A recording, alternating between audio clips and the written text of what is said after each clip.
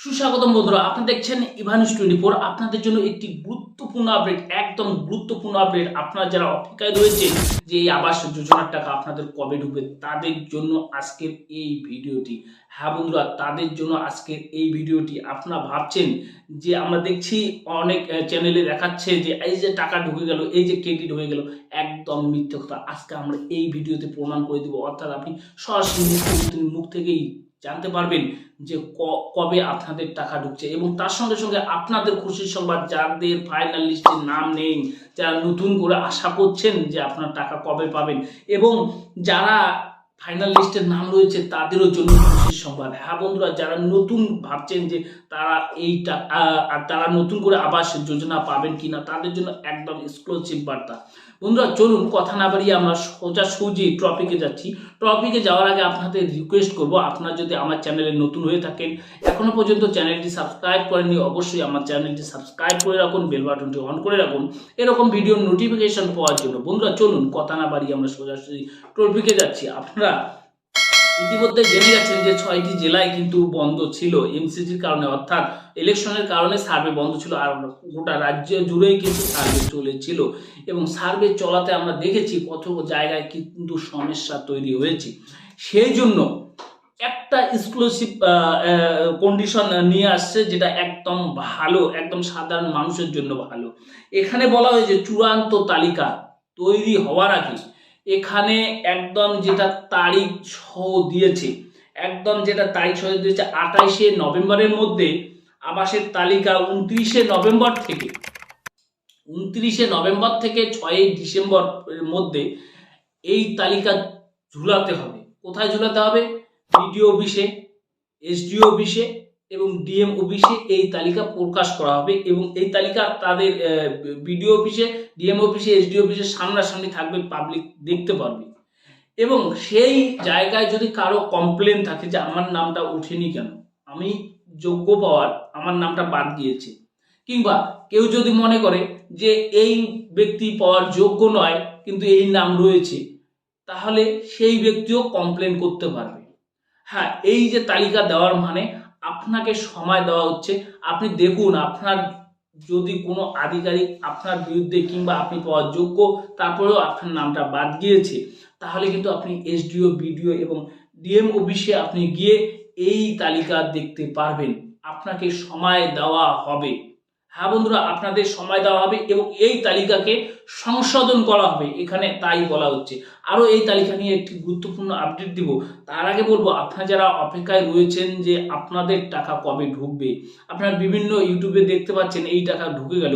চলুন আগে আমরা সিএম এর কাছ থেকে এই টোটাল বক্তব্যটা শুনে নিই। 11 লক্ষ বাড়ি ডিসেম্বরে ছাড়বো। 3 বছর কেন্দ্রীয় সরকার আমাদের গ্রামীণ আবাসের কোনো টাকা দেয়নি। তাছাড়াও 1,70,000 কোটি টাকা আমরা পাই। এখনো 50 লক্ষ মাটির বাড়ি বাংলায় আছে। 50 লক্ষ আমরা করতে পেরেছি 13 বছরে, প্লাস আরো 1.5 লক্ষ বাড়ি যাদের বন্যায় ভেঙে গেছে, তাদেরটা আমি ইনক্লুড করব।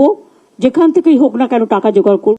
আপনারা কিন্তু এখানে শুনতে পারলেন, এখানে তিনি বলছেন যে একদম এই টাকা চূড়ান্ত আমরা পর্যায়ে নিয়ে আসছি, এই টাকা একদম ব্যবস্থা করা হয়েছে। 11 লক্ষ বাড়ির তো টাকা দেওয়াই হচ্ছে আগামী তে, এবং 50 লক্ষ বাড়ি, এবং তার সঙ্গে সঙ্গে যারা বন্যায় ক্ষতিগ্রস্ত হয়েছে, অন্যভাবে দুর্যোগে ক্ষতিগ্রস্ত হয়েছে, তাদেরও বাড়ি কিন্তু এখানে দেওয়া হবে।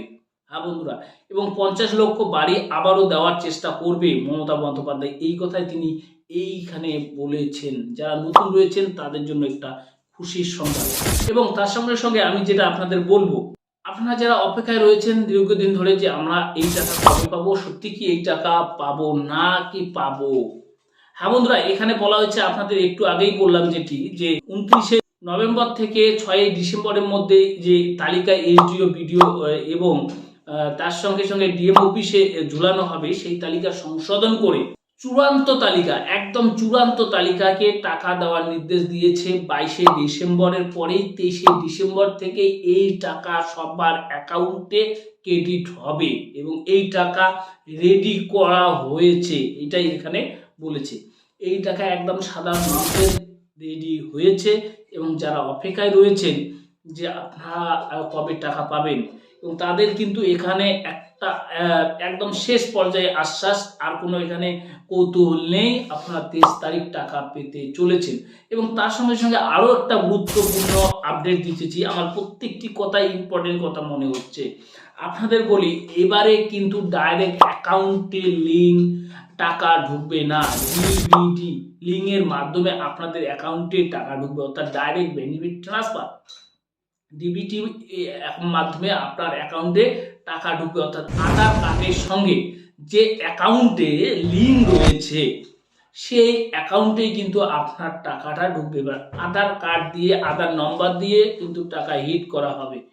হ্যাঁ বন্ধুরা, আপনারা কিন্তু এখানে আপনারা গুরুত্বপূর্ণ কিছু আপডেট পেলেন, কেমন আপনাদের লাগলো এবং আপনি কোন জেলা থেকে দেখছেন অবশ্যই কমেন্ট করতে ভুলবেন না। আপনার ভিডিও দেখেন, অনেকেই কমেন্ট করেন, এক ভাই কমেন্ট করেছেন, আপনাদের আমি ডিসপ্লেতে দিচ্ছি, এক ভাই কমেন্ট করেছেন যে শুধু 1 বছর থেকেই একই কথা শুনছি, টাকা পাচ্ছে না। সরকার যতক্ষণ টাকা না দেবে আমাদের তো টাকা দেওয়ার ক্ষমতা নেই। আমরা প্রতিবাদ করতে পারি, আমরা কথা বলতে পারি। আপনারা কমেন্টটা দেখতেই পাচ্ছেন বন্ধুরা, অবশ্যই আপনারাও কমেন্ট করুন এবং কমেন্টগুলো যদি ভালো হয়ে থাকে আমরা আবার সাধারণ মানুষের কাছে হাইলাইট করব আপনার কমেন্টটা, এবং কমেন্টটা নিয়ে আমরা রিসার্চ করার চেষ্টা করব। ভালো থাকবেন, নমস্কার।